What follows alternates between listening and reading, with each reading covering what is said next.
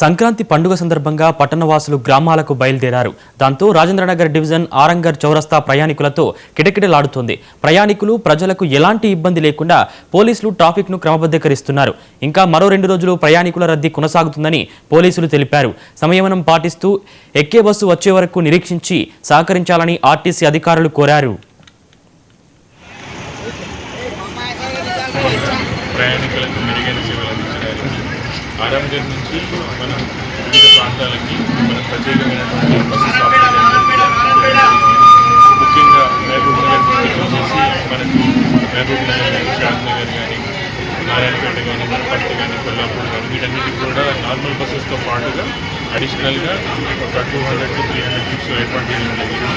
దీంతో పాటు అదనంగా ప్రయాణికుల రద్దీ పెరిగినందుకు మన వాళ్ళకి కూడా అదనంగా బస్సులు సిటీ డిపోస్ దగ్గర నుంచి కూడా నేను ప్రయాణం చేసుకోవడం జరుగుతుంది.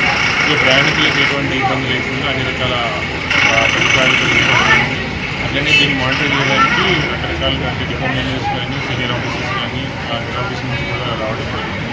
సో ఈ కంటిన్యూస్గా 24/7 కంట్రోల్ కంప్లీట్గా మానిటర్ చేస్తూ ఉన్నాం. ట్రాఫిక్ కన్వీనియంగా బస్సులు పెట్టడానికి మా స్టాఫ్ అంతా కూడా రెడీగా ఉన్నారు.